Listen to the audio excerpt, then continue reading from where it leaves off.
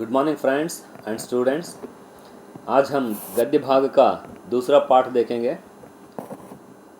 ಮಕ್ಕಳೇ, ಇವತ್ತು ನಾವು ಎರಡನೇ ಪಾಠವನ್ನು ನೋಡೋಣ, ಕರ್ತವ್ಯ और ಸತ್ಯತಾ ಅಂತ ಹೇಳಿ. ಇದನ್ನು ಬರೆದಂಥವರು ಡಾಕ್ಟರ್ ಶ್ಯಾಮ್ ಸುಂದರ್ ದಾಸ್. ಸೊ ಲೇಖಕ ಪರಿಚಯ ಏನಿದೆ ನೋಡೋಣ. मूर्धन्य साहित्यकार तथा भाषाविद श्याम सुंदर दास जी का जन्म 1875 ईस्वी में काशी में हुआ. ಸೊ ಪ್ರಮುಖ ಸಾಹಿತ್ಯಕಾರರಾಗಿರ್ತಕ್ಕಂತಹ ಶ್ಯಾಮ್ ಸುಂದರ್ ದಾಸ್ ಅವರ ಜನನ 1875ರಲ್ಲಿ ಕಾಶಿಯಲ್ಲಿ ಆಗ್ತದೆ. आपने 1897 ईस्वी में BA की उपाधि प्राप्त की. इವರು 1897ರಲ್ಲಿ BA ಪರೀಕ್ಷೆಯನ್ನು ಪಾಸ್ ಮಾಡ್ತಾರೆ. ಸೊ ಈ ಇಸ್ವಿಗಳನ್ನೆಲ್ಲ ಚೆನ್ನಾಗಿ ನೆನಪಿಟ್ಕೊಳ್ಳಿ, ಅಟ್ಲೀಸ್ಟ್ ಹೇಳಲಿಕ್ಕೆ ಬರಬೇಕು ಹಿಂದಿಯಲ್ಲಿ. आपने हिंदू स्कूल में अध्यापन कार्य किया. ಇವರು ಹಿಂದೂ ಸ್ಕೂಲ್ನಲ್ಲಿ ಅಧ್ಯಾಪನ ಕಾರ್ಯ ಅಂದರೆ ಮೇಷ್ಟ್ರಾಗಿ ಕೆಲಸ ಮಾಡ್ತಾರೆ, ಟೀಚರಾಗಿ ವರ್ಕ್ ಮಾಡ್ತಾರೆ. ತದೋಪರಾಂತ ಲಖನऊ के कालीचरण स्कूल में हेड मास्टर रहे. ನಂತರ कालीचरण ಸ್ಕೂಲ್ನಲ್ಲಿ ಇವರು ಹೆಡ್ ಮಾಸ್ಟರ್ ಆಗಿ ಕೆಲಸ ಮಾಡ್ತಾರೆ. आप 1921 ईस्वी में काशी हिंदू विश्वविद्यालय के हिंदी विभाग में अध्यक्ष पद पर नियुक्त हुए. ನಂತರ ಇವರು 1921ರಲ್ಲಿ ಕಾಶಿ ಹಿಂದೂ ವಿಶ್ವವಿದ್ಯಾಲಯ ಅಂತಕ್ಕಂಥದ್ದು ಕಾಶಿಯಲ್ಲಿದೆ. ಸೊ ಆ ವಿಶ್ವವಿದ್ಯಾಲಯದಲ್ಲಿ ಇವರು ಹಿಂದಿ ವಿಭಾಗದ ಹೆಡ್ ಆಫ್ ದಿ ಡಿಪಾರ್ಟ್ಮೆಂಟ್, ಅಧ್ಯಕ್ಷ ಅಂದರೆ ಹೆಡ್ ಆಫ್ ದಿ ಡಿಪಾರ್ಟ್ಮೆಂಟ್ ಆಗಿ ಕೆಲಸ ಮಾಡ್ತಾರೆ ಅಥವಾ ನಿಯುಕ್ತಿಯನ್ನು ಹೊಂದುತ್ತಾರೆ. ಸೊ ಅಧ್ಯಕ್ಷ ಪದ ಪರ್ ಅಂದರೆ head of the department, HOD.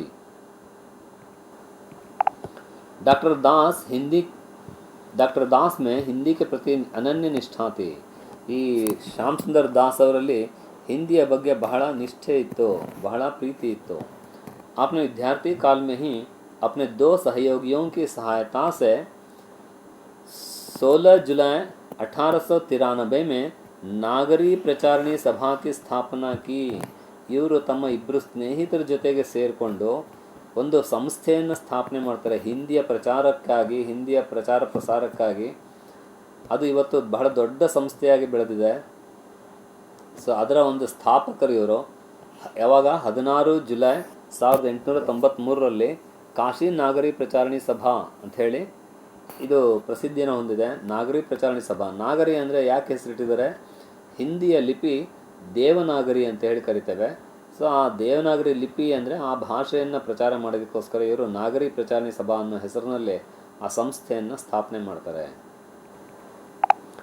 आपने जिस निष्ठा से हिंदी के अभावों की पूर्ति के लिए लेखन कार्य किया और उसे कोश, इतिहास, काव्यशास्त्र, भाषा विज्ञान, अनुसंधान, पाठ्य पुस्तक और संपादित ग्रंथों से सजाकर इस योग्य बना दिया कि वह इतिहास के खंडहरों से बाहर निकलकर विश्वविद्यालयों के भव्य भवनों तक पहुंची. ಇವರು ಹಿಂದಿನಲ್ಲಿ ಇರ್ತಕ್ಕಂಥ ಕೊರತೆಗಳನ್ನು ಎಷ್ಟು ಮಟ್ಟಿಗೆ ದೂರ ಮಾಡ್ತಾರೆ, ನಿವಾರಣೆ ಮಾಡ್ತಾರೆ ಅಂತ ಅಂದರೆ, ಆ ಹಿಂದಿನಲ್ಲಿ ಅನೇಕ ಅನುಸಂಧಾನ ಅಂದರೆ ರಿಸರ್ಚು, ಮತ್ತು ಇತಿಹಾಸ, ಕೋಶ ಅಂತಂದರೆ ಡಿಕ್ಷನರೀಸು, ಕಾವ್ಯಶಾಸ್ತ್ರ, ಭಾಷಾ ವಿಜ್ಞಾನ, ಲಿಂಗ್ವಿಸ್ಟಿಕ್ಸ್ ಅಂತ ಏನು ಕರಿತೇವೆ, ಅದು ಆ ವಿಷಯಕ್ಕೆ ಬೇರೆ ಬೇರೆ ವಿಷಯಗಳಿಗೆ ಸಂಬಂಧಪಟ್ಟ ಹಾಗೆ ಒಂದು ರೆಫರೆನ್ಸ್ ಬುಕ್ಸನ್ನು ಕಲೆಕ್ಟ್ ಮಾಡ್ತಾರೆ ಅಥವಾ ಅದ್ರ ಬಗ್ಗೆ ವರ್ಕ್ ಮಾಡ್ತಾರೆ. ಅನೇಕ ಟೆಕ್ಸ್ಟ್ ಬುಕ್ಗಳನ್ನು ಹೊರತರ್ತಾರೆ. ಹಿಂದಿಗೆ ಸಂಬಂಧಪಟ್ಟ ಹಾಗೆ ಗದ್ಯದಲ್ಲಿ ಪುಸ್ತಕಗಳೇ ಇದ್ದಿಲ್ಲ ಇವರ ಸಮಯದಲ್ಲಿ, ಅದನ್ನು ಇವರು ಪೂರ್ತಿ ಮಾಡ್ತಾರೆ. ಅನೇಕ ಪುಸ್ತಕಗಳನ್ನು ಸಂಗ್ರಹ ಮಾಡ್ತಾರೆ, ಬರೀತಾರೆ, ಸ್ವತಃ ರಿಸರ್ಚ್ ಮಾಡ್ತಾರೆ ಅಂತ ಹೇಳ್ತಾರೆ. ಹಾಗಾಗಿ ಇವರು ಈ ಎಲ್ಲ ಕೆಲಸಗಳು ಮಾಡಿದ್ರಿಂದ ಆ ಇತಿಹಾಸದ ಖಂಡಹರಗಳಲ್ಲಿ, ಖಂಡಹರ ಅಂತಂದರೆ ಪಾಳು ಬಿದ್ದ ಹಾಗೆ ಇರ್ತಕ್ಕಂಥ ಬಂಗ್ಲೆನಲ್ಲಿ ಇದ್ದಂತಹ ಒಂದು ಹಿಂದಿಯನ್ನು ತಗೊಂಡು ಬಂದುಬಿಟ್ಟು ಇವರು ವಿಶ್ವವಿದ್ಯಾಲಯಗಳಲ್ಲಿ, ದೊಡ್ಡ ದೊಡ್ಡ ಬಿಲ್ಡಿಂಗ್ಗಳಲ್ಲಿ ಹಿಂದಿಯನ್ನು ಒಂದು ಅಧ್ಯಯನದ ವಿಷಯವನ್ನಾಗಿ ಮಾಡೋದರಲ್ಲಿ ಸಫಲತೆಯನ್ನು ಹೊಂದುತ್ತಾರೆ. आपकी साहित्य साधना की महत्ता को स्वीकारते हुए हिंदी साहित्य सम्मेलन ने साहित्य वाचस्पति तथा काशी हिंदू विश्वविद्यालय ने डीलिट की उपाधि से गौरवान्वित किया. ಇವರು ಮಾಡಿರ್ತಕ್ಕಂಥ ಸಾಹಿತ್ಯದಲ್ಲಿ ಸಾಧನೆಯನ್ನು ಗಮನಿಸಿಬಿಟ್ಟು ಹಿಂದಿ ಸಾಹಿತ್ಯ ಸಮ್ಮೇಳನ ಇವರಿಗೆ ಸಾಹಿತ್ಯ ವಾಚಸ್ಪತಿ ಅಂತ ಹೇಳಿ ಮತ್ತು ಕಾಶಿ ಹಿಂದೂ ವಿಶ್ವವಿದ್ಯಾಲಯ ಇವರಿಗೆ ಡಾಕ್ಟ್ರೇಟ್ ಇನ್ ಲಿಟ್ರೇಚರ್ ಅಂತಕ್ಕಂಥ ಒಂದು ಉಪಾಧಿಯನ್ನು, ಡಿಲಿಟ್ ಅಂದರೆ ಲಿಟ್ರೇಚರ್, ಡಾಕ್ಟ್ರೇಟ್ ಇನ್ ಲಿಟ್ರೇಚರ್ ಅಂತಕ್ಕಂಥ ಒಂದು ಉಪಾಧಿಯನ್ನು ಅಂದರೆ ಸನ್ಮಾನವನ್ನು ಕೊಡ್ತದೆ, ಸರ್ಟಿಫಿಕೇಟನ್ನು ಕೊಡ್ತದೆ. 1945 ईस्वी में आपका स्वर्गवास हुआ. 1945ರಲ್ಲಿ ಇವರ ನಿಧನ ಆಗ್ತದೆ. ಇವರು ಬರೆದಂಥ ಪ್ರಮುಖ ಕೃತಿಗಳು नागरी वर्णमाला, साहित्य लोचन, भाषा विज्ञान, हिंदी भाषा का विकास, भारतेंदु हरिश्चंद्र. ಈ ಭಾರತೇಂದು ಹರಿಶ್ಚಂದ್ರ ಇವರು ಒಬ್ಬ ಆಧುನಿಕ ಹಿಂದಿಯ ಸಾಹಿತ್ಯದ ಪ್ರವರ್ತಕ ಅಂತ ಕರೀತಾರೆ ಇವರನ್ನು. ಈ ಭಾರತೇಂದು ಹರಿಶ್ಚಂದ್ರ ಕೇವಲ 37-38 ವರ್ಷ ಬದುಕಿದ್ರು. ಆದರೆ ಇವರು ಬರೆದಷ್ಟು ಪುಸ್ತಕಗಳು ಯಾರೂ ಬರೆದಿಲ್ಲ ಇದುವರೆಗೆ. ಅಷ್ಟೊಂದು ಪುಸ್ತಕಗಳನ್ನು ಬರೆದಿದ್ದಾರೆ ಅಷ್ಟು ಚಿಕ್ಕ ವಯಸ್ಸಿನಲ್ಲಿ. ಹೈಸ್ಕೂಲ್ನಲ್ಲಿ ಮೊದಲಿನ ಸಿಲೆಬಸ್ನಲ್ಲಿ ಅಂಧೇರ್ ನಗರಿ ಅನ್ನೋದನ್ನು ಸಂಕ್ಷಿಪ್ತವಾಗಿ ಮಾಡಿ ಇಟ್ಟಿದ್ರು, ನಿಮಗೆ ಗೊತ್ತಿರ್ಬೋದು. ಸೊ ಈ ಭಾರತೇಂದು ಹರಿಶ್ಚಂದ್ರನ ಬಗ್ಗೆ ಇವರು ರಿಸರ್ಚ್ ಮಾಡಿ ಪುಸ್ತಕವನ್ನು ಬರೆದಿದ್ದಾರೆ. ಹಿಂದಿ ಭಾಷಾ और ಸಾಹಿತ್ಯ, ಗೋಸ್ವಾಮಿ ತುಳಸಿದಾಸ್, ಗೊತ್ತಿದೆ ತುಳಸಿದಾಸ್ ಯಾರು ಅಂತ ಹೇಳಿ ನಿಮಗೆ, ರಾಮನ ಭಕ್ತರವರು. ಭಾಷಾ ರಹಸ್ಯ, ಮೇರಿ ಆತ್ಮ ಕಹಾನಿ, ಇದು ಮೇರಿ ಆತ್ಮ ಕಹಾನಿ ಆಟೋಬಯೋಗ್ರಫಿ ಅಂಥೇಳಿ ಇವರು ತಮ್ಮ ಬಗ್ಗೆ ತಾವೇ ಬರ್ಕೊಂಡಿರ್ತಕ್ಕಂಥದ್ದು. ಸೊ ಇವು ಇವರ ಪ್ರಮುಖ ಪುಸ್ತಕಗಳು ಅಂತ ಹೇಳ್ತಾ ಇದ್ದಾನೆ.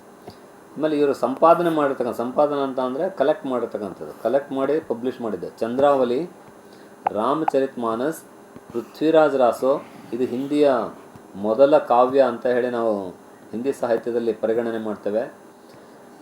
ಹಿಂದಿ ವೈಜ್ಞಾನಿಕ ಕೋಶ್, ಕಬೀರ್ ಗ್ರಂಥಾವಲಿ, ಕಬೀರ್ ಎಲ್ಲ ಪದ್ಯಗಳನ್ನು ಇವರು ಸಂಗ್ರಹ ಮಾಡಿ ಪ್ರಕಟ ಮಾಡಿದ್ದಾರೆ. ಸರಸ್ವತಿ ಆದಿ. ಸೊ ಇದು ಇವರು ಬರೆದಂತಹ ಅಥವಾ ಇವರು ಸಂಪಾದನೆ ಮಾಡಿ ಪ್ರಕಟಪಡಿಸಿದಂತಹ ಪುಸ್ತಕಗಳು. ಪ್ರಸ್ತುತ निबंध डॉक्टर श्याम सुंदर दास लिखित नीति शिक्षा नामक ग्रंथ से लिया गया है. ಇವರು ಬರೆದಂತಹ ನೀತಿ ಶಿಕ್ಷಾ ಅಂತಕ್ಕಂತಹ ಗ್ರಂಥದಿಂದ ನಿಮಗೆ ಈ ಪಾಠವನ್ನು ಆರಿಸ್ಕೊಂಡಿದ್ದಾರೆ. ಕೆಲವೊಮ್ಮೆ ನೀವು ಸಂದರ್ಭಗಳಲ್ಲಿ ಇದನ್ನು ಬರಿಬೇಕಾಗ್ತದೆ. ಸೊ ಇದನ್ನು ಯಾಕೆ ಇಟ್ಟಿದ್ದಾರೆ? ವಿದ್ಯಾರ್ಥಿयों के मन में ಕರ್ತವ್ಯ ಸತ್ಯತಾ ಕೆ ಪ್ರತಿ, ಕರ್ತವ್ಯ ಮತ್ತು ಸತ್ಯಕ್ಕೆ ಸಂಬಂಧಪಟ್ಟ ಹಾಗೆ ನಿಮ್ಮಲ್ಲಿ ಜಾಗರೂಕತೆಯನ್ನು ಮೂಡಿಸೋದಕ್ಕೋಸ್ಕರವಾಗಿ ಆ ಉದ್ದೇಶ ಇಟ್ಟುಕೊಂಡು ಈ ಪಾಠವನ್ನು ಆರಿಸಲಾಗಿದೆ. ಸೊ ಕರ್ತವ್ಯ ಅಂದ್ರೇನು, ಸತ್ಯತೆ ಅಂದ್ರೇನು ಅನ್ನೋದನ್ನು ನೋಡೋಣ ಈಗ. ಕರ್ತವ್ಯ और ಸತ್ಯತಾ. ಸೊ ಇಲ್ಲಿ ಲೇಖಕ ಡೈರೆಕ್ಟಾಗಿ ನಮಗೆ ಹೇಳ್ತಾ ಇರೋದು, कर्तव्य वह वस्तु है जिसे करना हम लोगों का परम धर्म है और जिसके न करने से हम लोग और लोगों की दृष्टि से गिर जाते और अपने कुचरित्र से नीच बन जाते हैं. ಕರ್ತವ್ಯ ವಹ ವಸ್ತು ಹೈ, ಕರ್ತವ್ಯ ಅದು ಒಂದು ವಸ್ತು. ಎಂತಹ ವಸ್ತು? ಆ ಕರ್ತವ್ಯವನ್ನು ನಾವು ಮಾಡೋದು ನಮ್ಮ ಪರಮ ಕರ್ತವ್ಯ. ಸೊ ಕರ್ಮಣ್ಣೇ ವಾಧಿಕಾಸ್ತೆ, ನಮ್ಮ ಕರ್ತವ್ಯ ಅನ್ನೋದೇ ನಮ್ಮನ್ನು ಕಾಪಾಡುತ್ತೆ ಅಂಥೇಳಿ. ನಮ್ಮ ಕರ್ತವ್ಯ ನಾವು ಮಾಡದೇ ಇದ್ದರೆ ಏನಾಗ್ತದೆ? ನಮ್ಮ ಕೆಲಸ ನಾವು ಮಾಡಬೇಕು. ನಿಮ್ಮ ಕೆಲಸ ಓದೋದು ಅಂದರೆ ನೀವು ಓದಬೇಕು. ನೀವು ಓದದೇ ಇದ್ದರೆ ನಿಮ್ಮ ಬಗ್ಗೆ ಇರ್ತಕ್ಕಂಥ ಒಪಿನಿಯನ್ ಬದಲಾಗ್ತದೆ ಜನಗಳಲ್ಲಿ. ಜಿಸ್ಕೆ ನ ಕರ್ನೆ ಸೆ ಹಮ್ ಲೋಗ್ ಅಂದರೆ ನಾವು ಯಾರು ನಾವು ಕೆಲಸ ಮಾಡೋದಿಲ್ವ ನಾವು, ಅವ್ರ ಲೋಗೋಂಕಿ ದೃಷ್ಟಿ ಸೆ, ಬೇರೆ ಇತರೆ ಇರ್ತಕ್ಕಂತಹ ಬೇರೆ ಜನರ ದೃಷ್ಟಿಯಲ್ಲಿ, ಅವರು ಅಂದರೆ ಇಲ್ಲಿ ಬೇರೆ ಇತರೆ ಅನ್ನೋ ಅರ್ಥದಲ್ಲಿ ತಗೋಬೇಕು. ಇತರೆ ಜನಗಳ ದೃಷ್ಟಿಯಲ್ಲಿ ಬಿದ್ದೋಗ್ತವೆ, ನಮ್ಮ ಇಮೇಜ್ ಬಿದ್ದೋಗ್ತದೆ. ಅವ್ರ ಅಪನೆ ಕುಚರಿತ್ರ ಸೆ ನೀಚ್ ಬನ್ ಜಾತೆ ಹೇ, ನಾವು ನಮ್ಮ ಈ ಕೆಟ್ಟ ಒಂದು ಅಭ್ಯಾಸದಿಂದ, ಕೆಟ್ಟ ಕ್ಯಾರೆಕ್ಟರ್ನಿಂದ ಬಹಳ ನೀಚರಾಗಿ ಅವ್ರಿಗೆ ಕಾಣಿಸ್ತೇವೆ. ಬಂದ ನೋಡು ಸೋಮಾರಿ ಬಂದ ಅಂತ ಅಂದ್ಕೊಳ್ತಾರೆ. ಯಾರಾದರೂ ಕೆಲಸ ಸರಿಯಾಗಿ ಮಾಡದಿದ್ರೆ, ನೋಡು ಅವನು ಎಷ್ಟು ನೀಟಾಗಿ ಡ್ರೆಸ್ ಮಾಡ್ಕೊಂಡಿದ್ದಾನೆ ಆದರೆ ಕೆಲಸನೇ ಮಾಡೋದಿಲ್ಲ, ಕೆಟ್ಟ ಸೋಮಾರಿ ಅನ್ನೋ ಅರ್ಥದಲ್ಲಿ ಮಾತಾಡ್ತಾರೆ. ಸೊ ಪ್ರಾರಂಭಿಕ अवस्था में कर्तव्य का करना बिना दबाव से नहीं हो सकता. ಆರಂಭಿಕ ಹಂತದಲ್ಲಿ ಮೊದಲಿಗೆ ಯಾವುದೇ ಒಂದು ಪ್ರೆಷರ್ ಇಲ್ಲದೆ ನಾವು ಕೆಲಸ ಮಾಡಲಿಕ್ಕೆ ಸಾಧ್ಯ ಆಗೋದಿಲ್ಲ. ನಮ್ಮ ಮನಸ್ಸು ಯಾವಾಗಲೂ ಸುಲಭ ಏನಿರ್ತದೋ ಅದರ ಕಡೆಗೆ ಆರಾಮ ತಗೊಳ್ಳೋದಕ್ಕೇ ಬಯಸ್ತದೆ. ಹಾಗಾಗಿ ನಮ್ಮ ಮೇಲೆ ಒತ್ತಡ ಇದ್ದರೆ ಮಾತ್ರ ನಾವು ನಮ್ಮ ಮನಸ್ಸು ಕೆಲಸ ಮಾಡೋದಕ್ಕೆ ಬಯಸ್ತದೆ. ಕ್ಯೋಂಕಿ ಪೆಹಲ್ ಮನ್ ಆಪ್ ಹಿ ಉಸೆ ಕರ್ನಾ ನಹಿ ಚಾಹತಾ. ಮೊದಲು ಕೆಲಸ ಮಾಡೋದಕ್ಕೆ ಮನಸ್ಸು ಮಾಡೋದಿಲ್ಲ. ಮನಸ್ಸು ಬಹಳ ಸೋಂಬಾರಿ, ಬಹಳ ರೆಸ್ಟ್ ತಗೊಳ್ಳೋದ್ರ ಕಡೆಗೆ ಅದು ಬಯಸ್ತದೆ. इसका आरंभ पहले घर से ही होता है. ಸೊ ಈ ಕರ್ತವ್ಯದ ಆರಂಭ, ಆ ಪ್ರೆಷರ್ ಅನ್ನೋದೇನಿದೆ ನಮಗೆ ಮೊದಲು ಮನೆಯಿಂದನೇ ಆರಂಭ ಆಗ್ತದೆ. क्योंकि यहाँ लड़कों का कर्तव्य माता पिता की ओर और माता पिता का कर्तव्य लड़कों की ओर देख पड़ता है. ಅಂದರೆ ಇಲ್ಲಿ ಕರ್ತವ್ಯ ಅನ್ನೋದು ಎಲ್ಲಿಂದ ಶುರು ಆಗ್ತದೆ? ನಾವು ನಮ್ಮ ಮನೆಯಿಂದನೇ ಶುರು ಮಾಡ್ತೇವೆ. ಅಪ್ಪ ಅಮ್ಮ ಮಕ್ಕಳ ಬಗ್ಗೆ ಇರ್ತಕ್ಕಂತಹ ಕರ್ತವ್ಯವನ್ನು ಅವರು ಸರಿಯಾಗಿ ಮಾಡಿದರೆ ಮಕ್ಕಳು ತಮ್ಮ ಅಪ್ಪ ಅಮ್ಮಂದ್ರಿಗೆ ಸೇರಿದಂತಹ ಕರ್ತವ್ಯವನ್ನು ಮಾಡ್ತಾರೆ. ಅಂದರೆ ಇಲ್ಲಿ ಮ್ಯೂಚುವಲ್ ಗಿವ್ ಆ್ಯಂಡ್ ಟೇಕ್. ನಾವು ನಮ್ಮ ಕೆಲಸ ನಾವು ಸರಿಯಾಗಿ ಮಾಡಿದರೆ, ನಾವು ಸರಿಯಾಗಿ ಓದಿದರೆ ನಮ್ಮ ಅಪ್ಪ ಅಮ್ಮ ನಮ್ಮನ್ನು ಚೆನ್ನಾಗಿ ನೋಡ್ಕೊಳ್ತಾರೆ. ಸೊ ಈ ಕರ್ತವ್ಯ ಅನ್ನೋದು ಎಲ್ಲಿಂದ ಶುರು ಆಗ್ತದೆ?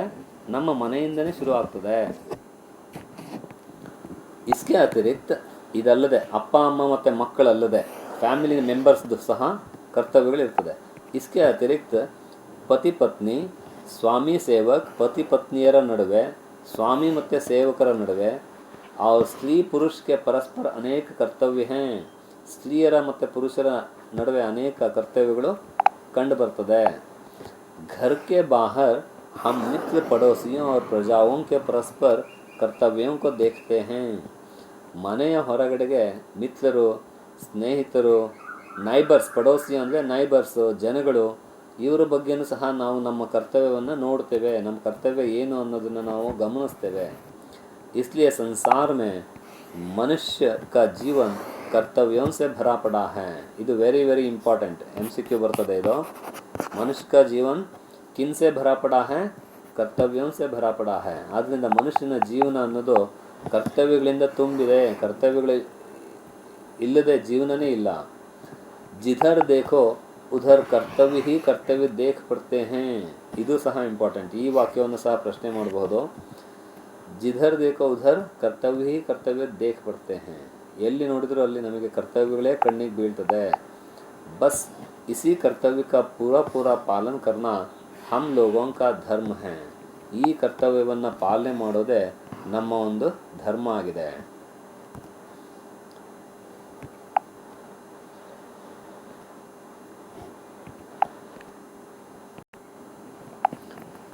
और इसी से हम लोगों के चरित्र की शोभा बढ़ती है.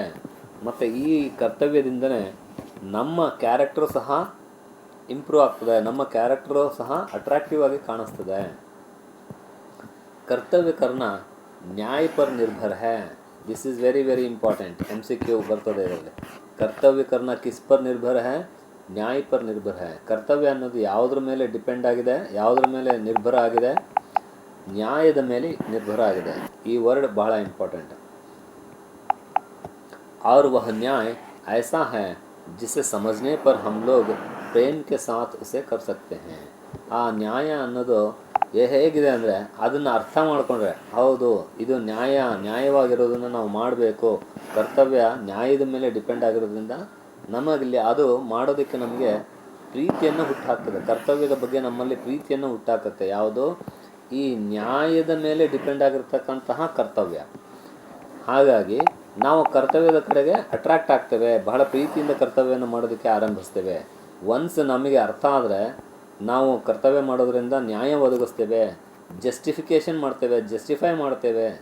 ನಮ್ಮ ಅಪ್ಪ ಅಮ್ಮ ನಮ್ಮ ಮೇಲೆ ಖರ್ಚು ಮಾಡಿರೋ ಹಣಕ್ಕೆ ನಾವು ಜಸ್ಟಿಫಿಕೇಷನ್ ಕೊಡಬಹುದು ಅನ್ನೋದು ನಮಗೆ ಅರ್ಥ ಆದರೆ, ಅಂದರೆ ಅವರು ನಮಗೋಸ್ಕರ ಕಷ್ಟಪಡ್ತಾರೆ, ನಾವು ಓದೋದು ನಮ್ಮ ಕರ್ತವ್ಯ ಅನ್ನೋದು ನಮಗೇನಾದರೂ ಅರ್ಥ ಆದರೆ ಆಗ ನಾವು ನಮ್ಮ ಕೆಲಸವನ್ನು ಪ್ರೀತಿಯಿಂದ ಮಾಡ್ತೇವೆ. ಓದೋದನ್ನು ಇಷ್ಟಪಟ್ಟು ಓದ್ತೇವೆ, ಕಷ್ಟಪಟ್ಟು ಓದೋದಿಲ್ಲ ಅಂತ.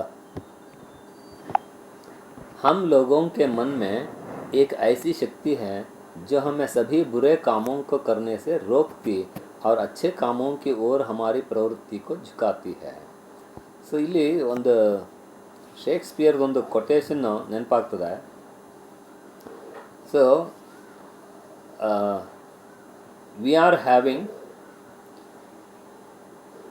both the qualities of God and devil. Whichever rises, he becomes so. But he manages, so he is called human being ಅಂತ ಹೇಳಿ. ಅಂದರೆ ಏನರ್ಥ? ನಮ್ಮಲ್ಲಿ ನಾವು ಮನುಷ್ಯರಾಗಿದ್ದೇವೆ. ಯಾಕಂದರೆ ನಮ್ಮ ಮನುಷ್ಯರಲ್ಲಿ ರಾಕ್ಷಸನ ಗುಣಗಳು, ದೇವರ ಗುಣಗಳು ಎರಡೂ ಇದ್ದಾವೆ. ಯಾವುದು ಹೆಚ್ಚಾಗುತ್ತೋ ಅವನು ಅದೇ ರೀತಿ ಆಗ್ತಾನೆ. ಬ್ಯಾಲೆನ್ಸ್ ಮಾಡೋನು ಮನುಷ್ಯ ಅಂತ ಕರೆಸ್ಕೊಳ್ತಾನೆ ಅಂಥೇಳಿ. ಸೊ ಹಾಗೆ ನಮ್ಮ ಮನಸ್ಸಿನಲ್ಲಿ ಒಂದು ಶಕ್ತಿ ಇದೆ, ನಮ್ಮಲ್ಲಿ ಅದನ್ನು ಕೆಟ್ಟದ್ದು ಒಳ್ಳೆಯದು ಯಾವುದು ಅನ್ನೋದನ್ನು ಜಡ್ಜ್ ಮಾಡ್ತಕ್ಕಂತಹ ಒಂದು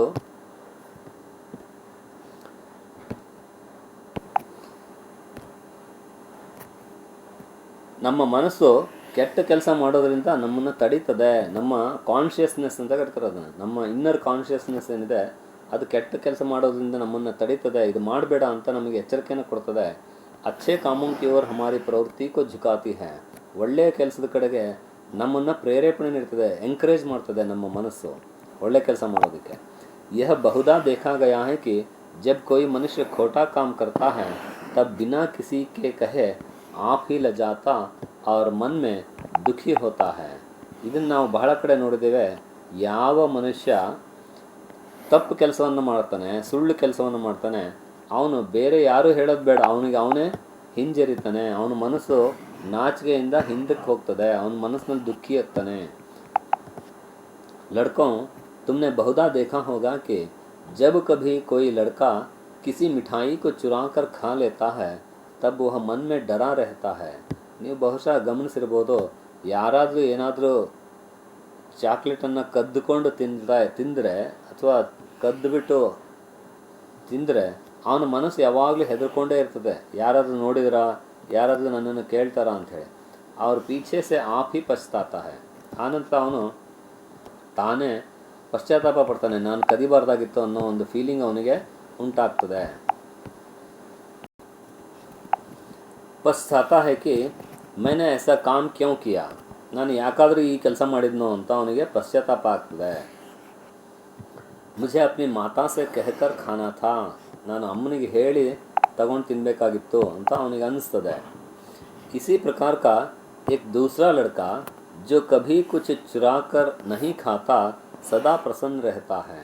ಹಾಗೆಯೇ ಇನ್ನೊಬ್ಬ ಹುಡುಗ ಯಾವಾಗಲೂ ಕದಿದೆ, ಯಾವಾಗಲೂ ಸತ್ಯವನ್ನೇ ಪಾಲನೆ ಮಾಡ್ತಾ ತಿಂತಾನೆ ಅಂತಂದರೆ ಅವನು ಯಾವಾಗಲೂ ನಗನಗ್ತಾ ಇರ್ತಾನೆ, ಅವನ ಮನಸ್ಸಿನಲ್ಲಿ ಯಾವುದೇ ಅಳುಕಿರೋದಿಲ್ಲ, ಭಯ ಇರೋದಿಲ್ಲ. और उसके मन में कभी किसी प्रकार का डर और पछतावा नहीं होता, ಅವನ ಮನಸ್ಸಿನಲ್ಲಿ ಯಾವುದೇ ಭಯ ಆಗಲಿ ಯಾವುದೇ ಪಶ್ಚಾತ್ತಾಪ ಆಗಲಿ ಇರೋದಿಲ್ಲ. इसका क्या कारण है, ಇದಕ್ಕೆ ಏನು ಕಾರಣ? यही कि हम लोगों का यह कर्तव्य है कि हम कभी चोरी ना करें. ನಮ್ಮ ಒಂದು ಕರ್ತವ್ಯ ಏನಂದರೆ ನಾವು ಯಾವಾಗಲೂ ಕಳ್ಳತನ ಮಾಡಬಾರ್ದು, ಕದಿಬಾರ್ದು. परंतु जब हम चोरी कर बैठते हैं तब हमारी आत्मा हमें कोसने लगती है. ಆದರೆ ನಾವು ಕಳ್ಳತನ ಮಾಡಿದಾಗ ನಮ್ಮ ಮನಸ್ಸು, ನಮ್ಮ ಆತ್ಮ ನಮ್ಮನ್ನು ನಿಂದಿಸ್ತದೆ, ನೀನು ಕೆಟ್ಟ ಕೆಲಸ ಮಾಡಿದೆ ಅಂತ ಹೇಳ್ತದೆ. इसलिए हमारा यह धर्म है कि हमारी आत्मा हमें जो कहे उसके अनुसार हम करें. ಆದ್ದರಿಂದ ನಮ್ಮ ಧರ್ಮ ಏನಪ್ಪ ಅಂದರೆ ನಮ್ಮ ಆತ್ಮ, ನಮ್ಮ ಮನಸ್ಸು ಇದು ಸರಿ ಮಾಡು ಅಂದರೆ ಮಾಡಬೇಕು, ನಮ್ಮ ಮನಸ್ಸು ಇದು ತಪ್ಪು ಅಂದರೆ ಮಾಡಬಾರ್ದು. ಇಲ್ಲಿ ಒಂದು ಕತೆ ನೆನಪಾಗ್ತಾ ಇದೆ ನನಗೆ, ತೆನಾಲಿ ರಾಮನ ಕತೆ. ತೆನಾಲಿ ರಾಮನ ಒಂದು ಕತೆ ಏನು ಹೇಗಿದೆ ಅಂದರೆ, ಆ ಕೃಷ್ಣದೇವರಾಯನ ಆಸ್ಥಾನದಲ್ಲಿ ಏನೋ ಒಂದು ಕಳುವಾಗ್ತದೆ, ಒಂದು ಬಹಳ ಮುಖ್ಯವಾಗಿರ್ತಕ್ಕಂಥ ಒಂದು ಹಾರ. ಆದರೆ ಯಾರು ಕದ್ರು ಅಂತ ಗೊತ್ತಾಗೋದಿಲ್ಲ. ಆಗ ಇವನು ತೆನಾಲಿ ರಾಮ ಏನು ಮಾಡ್ತಾನೆ, ಒಂದು ಉಪಾಯ ಮಾಡ್ತಾನೆ.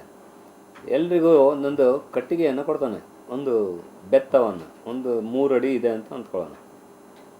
ಕೊಟ್ಬಿಟ್ಟು ಏನು ಹೇಳ್ತಾನೆ, ಇದು ಮಾಯದ ಒಂದು ಕೋಲು, ಇದು ಈ ಮಾಯದ ಕೋಲು ಯಾರು ಕದ್ದಿದ್ದಾರೋ ಅವ್ರನ್ನ ತೋರಿಸ್ತದೆ, ಯಾರು ಕದ್ದಿದ್ದಾರೋ ಅವರ ಕಟ್ಟಿಗೆ ಬೆಳೆಯೋದಿಲ್ಲ, ಯಾರು ಕದ್ದಿರೋದಿಲ್ವೋ ಅವ್ರದ್ದು 2 ಇಂಚು ಬೆಳೀತದೆ ಅಂತ ಹೇಳಿ ಕಳಿಸ್ತಾನೆ. ಎಲ್ಲರೂ ಈ ಕೋಲನ್ನು ತಗೊಂಡು ಹೋಗಿ ಅಂಥೇಳಿ. ಯಾರು ಕದ್ದಿರ್ತಾರಲ್ಲ ಆ ಹಾರವನ್ನು, ಅವನಿಗೆ ರಾತ್ರಿ ಎಲ್ಲ ನಿದ್ದೆ ಬರೋದೇ ಇಲ್ಲ. ಏನು ಮಾಡೋದು, ಇದು ಯಾವಾಗ ಬೆಳೀತದೆ, ಯಾವಾಗ ಬೆಳೀತದೆ, ಯಾವಾಗ ಉದ್ದ ಆಗುತ್ತೆ ಇದು ಅಂತ ನೋಡ್ತಾ ಇರ್ತಾನೆ. ಆದರೆ ಅದು ಉದ್ದ ಆಗೋದಿಲ್ಲ. ಕೊನೆಗೆ ಇವನಿಗೆ ನಿದ್ದೆ ಬರೋಂಗೆ ಆಗ್ತದೆ. ಆಗ ಅವನು ಒಂದು ಉಪಾಯ ಮಾಡ್ತಾನೆ, ಇದು ಬೆಳಗ್ಗೆ ಎದ್ದೇಳೋಷ್ಟೊತ್ತಿಗೆ 2 ಇಂಚು ಬೆಳೀತದೆ ಅಂತ ಹೇಳಿದ್ದಾರೆ ಮಾಯದ ಕಟ್ಟಿಗೆ, ಹಾಗಾಗಿ ಇದನ್ನು 2 ಇಂಚು ಕಟ್ ಮಾಡಿಬಿಡೋಣ ಅಂಥೇಳಿ ಅವನು ಕಟ್ ಮಾಡಿ ಮಲಗ್ತಾನೆ. ಸರಿ, ಮಾರನೇ ದಿನ ಎಲ್ಲರೂ ಬರ್ತಾರೆ. ಎಲ್ಲರೂ ಅವ್ರವ್ರ ಕಟ್ಟಿಗೆಯನ್ನು, ಅವರ ಕೋಲನ್ನು ಮುಂದೆ ಇಟ್ಟಾಗ ಯಾರ್ದು 2 ಇಂಚು ಕಡಿಮೆ ಇರ್ತದೋ ಅವನೇ ಕಳ್ಳ ಅಂಥೇಳಿ ಆ ತೆನಾಲಿರಾಮ ಗುರುತು ಹಿಡಿತಾನೆ. ಸೊ ಹೀಗೆ ಯಾರು ಕದೀತಾರೋ ಅವರ ಮನಸ್ಸು ಅಂಜುತ್ತೆ, ಹೆದರುತ್ತೆ ಅನ್ನೋದಕ್ಕೆ ಇದು ಒಂದು ಕಥೆ. दृढ़ विश्वास रखो कि जब तुम्हारा मन किसी काम करने से हिचकिचाए और दूर भागे तब कभी तुम उस काम को ना करो. ಯಾವ ಕೆಲಸ ಮಾಡೋದ್ರಿಂದ ನಿಮ್ಮ ಮನಸ್ಸು ಹಿಂಜರಿತದೋ, ಹಿಚ್ಕಿಚಾಯೆ ಅಂದರೆ ಹಿಂಜರಿಯೋದು, ಮಾಡಲೋ ಬೇಡವೋ ಅನ್ನೋ ಒಂದು ಡ್ಯುಯಲಿಸಮ್ ಸೃಷ್ಟಿಯಾಗೋದು, ಮತ್ತು ದೂರ ಓಡಿ ಹೋಗೋದು, ಅಂದರೆ ಕೆಲಸ ಮಾಡೋದ್ರಿಂದ ನಮ್ಮ ಮನಸ್ಸು ಅಟ್ರ್ಯಾಕ್ಟ್ ಆಗದೆ ಇರೋದು, ಉಸ್ ಕಾಮ್ ಕೋ ನಾ ಕರೋ, ಅಂತಹ ಕೆಲಸವನ್ನು ಮಾಡಬೇಡಿ ಅಂತ ಹೇಳ್ತಾ ಇದ್ದಾರೆ. तुम्हें अपना धर्म पालन करने में बहुधा कष्ट उठाना पड़ेगा पर इससे तुम साहस ना छोड़ो. ನಿಮ್ಮ ಧರ್ಮ ಪಾಲನೆ, ನಿಮ್ಮ ಕರ್ತವ್ಯ, ನಿಮ್ಮ ಧರ್ಮ ಏನು ಕರ್ತವ್ಯ ಮಾಡೋದು, ಆ ಧರ್ಮ ಪಾಲನೆ ಮಾಡೋದರಲ್ಲಿ ನಿಮಗೆ ಬಹಳಷ್ಟು ಕಷ್ಟ ಆಗ್ತದೆ. ಆದರೆ ನೀವು ಸಾಹಸವನ್ನು ಬಿಡಬೇಡಿ, ನಿಮ್ಮ ಒಂದು ಸಾಹಸ ಬಿಡದೆ ಕರ್ತವ್ಯವನ್ನು ಮಾಡಿ ಅಂತ ಹೇಳ್ತಾರೆ. क्या हुआ जब तुम्हारे पड़ोसी ठग विद्या और असत्यपरता से धनाಢ್ಯ हो गए. ಏನಾಯಿತು, ನಿಮ್ಮ ಅಕ್ಕಪಕ್ಕದವರು ಸುಳ್ಳು, ಮೋಸ, ವಂಚನೆಯಿಂದ, ಅಸತ್ಯದಿಂದ ಶ್ರೀಮಂತರಾದರೆ ಏನು ಬಂತು, ಅವ್ರು ತುಮ್ ಕಂಗಾಲ್ ಹಿ ರಹ ಗಯೆ, ಮತ್ತು ನೀನು ಬಡವನೇ ಆಗಿ ಉಳಿದ್ರೆ ಅದರಿಂದ ಏನೂ ತೊಂದರೆ ಇಲ್ಲ. क्या हुआ जो दूसरे लोगों ने झूठी चाटुकारी करके बड़ी बड़ी नौकरियां पाली. ಬೇರೆಯವರು ಸುಳ್ಳು ಹೊಗಳಿಕೆ ಮಾಡಿ ತಮ್ಮ ಆಫೀಸರ್ಗಳಿಂದ ಪ್ರಮೋಷನ್ ಪಡೆದ್ರೆ ಏನು ಉಪಯೋಗ ಆಯಿತು. और तुम्हें न मिला. और क्या हुआ जो दूसरे नीच कर्म करके सुख भोगते हैं. ಏನಾಯಿತು, ಕೆಲವರು ಕೆಟ್ಟ ಕೆಲಸ ಮಾಡಿ ಸುಖ ಪಡ್ತಾರೆ. ತುಮ್ ಸದಾ ಕಷ್ಟ ಮೇ ರಹತೆ ಹೋ, ನೀನು ಕಷ್ಟದಲ್ಲೇ ಇರ್ತೀಯ. ಹಾಗಂತ ಹೇಳಿ ನಿನ್ನನ್ನು ನೀನು ಸಣ್ಣವನು ಅಂತ ಅಂದ್ಕೋಬೇಡ. ತುಮ್ ಅಪ್ನೆ ಕರ್ತವ್ಯ ಧರ್ಮಕ್ಕೋ ಕಭೀ ನಾ ಛೋಡೋ, ನೀನು ನಿನ್ನ ಕರ್ತವ್ಯವನ್ನು ಯಾವತ್ತಿಗೂ ಬಿಡಬೇಡ. और देखो इससे बढ़कर संतोष और आदर क्या हो सकता है कि तुम अपने धर्म का पालन कर सकते हो. ಇದಕ್ಕಿಂತ ಹೆಚ್ಚಿನ ಸಂತೋಷ ಏನು, ಯಾರಿಗೆ ಏನೇ ಸುಖ ಸಂತೋಷದಲ್ಲಿದ್ದರೂ ನೀನು ನಿನ್ನ ಕರ್ತವ್ಯವನ್ನು ಮಾಡ್ತಾ ಇದೆಯಾ, ಧರ್ಮದ ಮಾರ್ಗದಲ್ಲಿ ಇದೆಯಾ ಅನ್ನೋದು ಬಹಳ ಇಂಪಾರ್ಟೆಂಟ್ ಆಗ್ತದೆ. ಅದರಿಂದ ನಮಗೆ ಆತ್ಮತೃಪ್ತಿ ಸಿಗ್ತದೆ. ಈ ಆತ್ಮತೃಪ್ತಿಯ ಮುಂದೆ ಬೇರೆ ಎಲ್ಲದೂ ಶೂನ್ಯ ಅಂತ ಹೇಳ್ತಾ ಇದ್ದಾನೆ.